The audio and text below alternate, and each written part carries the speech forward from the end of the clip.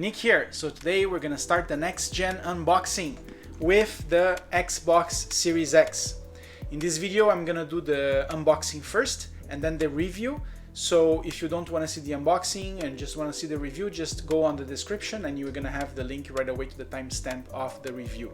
On my channel you can find video game and board game unboxing and reviews, as well as board game how to play videos. So if you're new to my channel, consider subscribing because I have some really cool projects coming up next. And here it is. We have the Xbox Series X. It just arrived. So as you guys can see, it has the Series X logo here. We have, it's saying like 4K, 120 FPS, 1 terabyte SSD drive, which is gonna make the loading times much faster. It's a really nice box. The design is really nice, as you can see. So the front cover, we have a detail of one of the sides of the Xbox. Then on the top, you have the picture with the console. On the other side, you have the features of the console. It runs at 4K, 120 FPS, 8K of HDR, 1 terabyte SSD, which makes the games load much faster and run much faster. It comes with the console, a wireless controller, an ultra high-speed HDMI, and wireless networking capability. At the back you have Master Chief, Power Your Dreams. So it's the fastest and most powerful Xbox ever. It redefines speed with the Xbox Velocity architecture. You can play thousands of games from all the 4 generations of Xbox. And you have unlimited access to more than 100 high-quality games if you have the Game Pass. Alright, so let's open it up.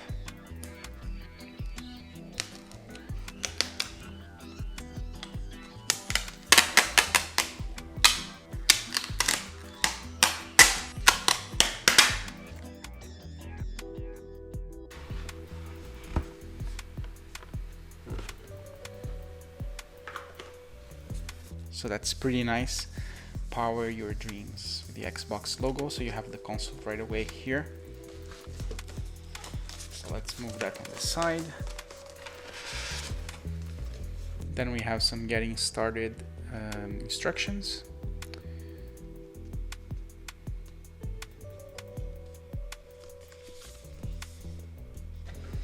And over here you have the remaining accessories. There you go. So first we have the HDMI. It's an ultra speed HDMI, as you can see here. Power cable.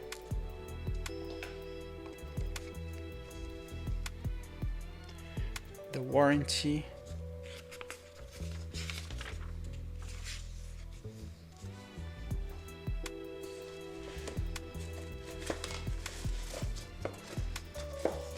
And the controller.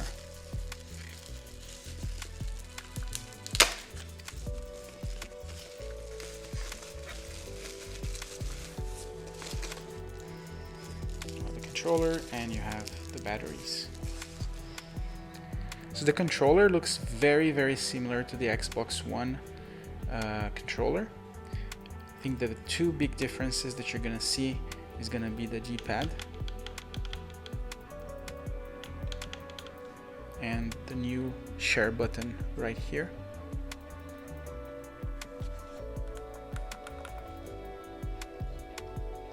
The triggers are smooth, just like they were on the Xbox One for the Xbox One controller. Here you have the sync button to sync the controller.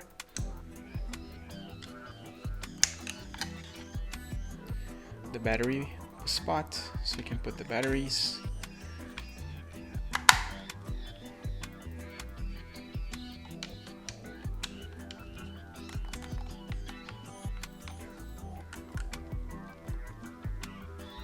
Here you have some grooves for like a tight grip on the sides.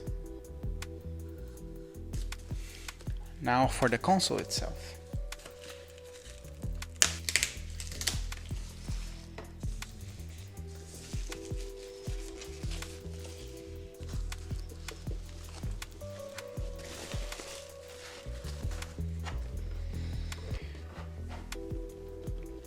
here you go, the Xbox One X.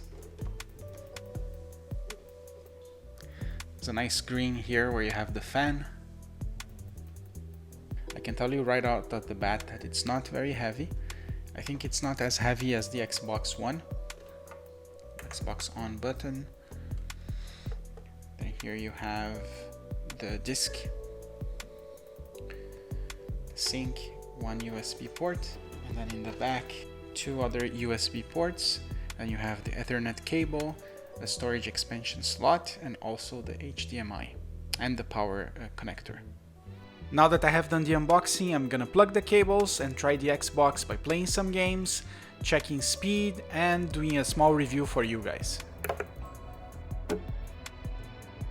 I like the console design. It looks very cool next to your TV. I like the minimalistic approach. The console is very sleek, and also when you put any discs or when you're playing with it, it doesn't make almost no sound at all compared to the Xbox One or the PlayStation 4. When you turn it on, you almost instantly go to the dashboard, which is really good. Again, if you compare to the previous generation consoles.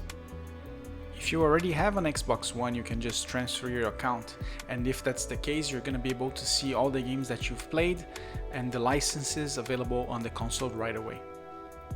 Now I would like to talk a little bit about the controller. It looks really slick. I'm gonna put it right next to the Xbox 360 so you guys can see the differences between the two. The gap between the Xbox One and the Series X controller is not very big, like it looks almost the same. The two main differences, as I said on the unboxing, are the D-pad and the share button. And I have tried a couple of games to see if they would run. So I tried Shenmue for the original Xbox, which didn't work.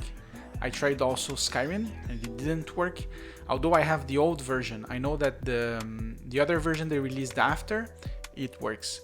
Then I tried Forza Horizon 4, State of Decay 2, and Quantum Break, which worked well. And you also have patches, which I think it's the same patches they use for the Xbox One X. So you're gonna have an improvement in the quality of the graphics. And then I tried Destiny to have a look at the loading time to see how much faster it goes. So I have a PlayStation 4 with an SSD drive, and you can see right away that like the Xbox loads much faster. I also checked a little bit of the gameplay, so now you're watching some of the PlayStation 4 footage, which runs at 30 FPS. And when it switches over to the Xbox, you can see that it's running at 60 FPS, which looks much smoother, and the graphics looks better as well. So the Xbox is a really powerful machine.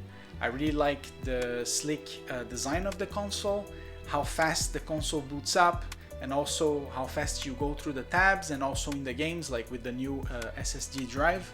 You don't have a lot of unique games at the launch for the Xbox Series X, so I recommend you guys buying some of the Xbox One games that run amazingly on the console.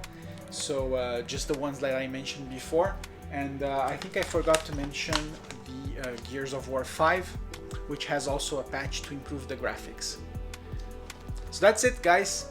Thanks, and then I will be coming up with the review and the unboxing for the PlayStation 5 really soon. So thank you guys, and see you next time.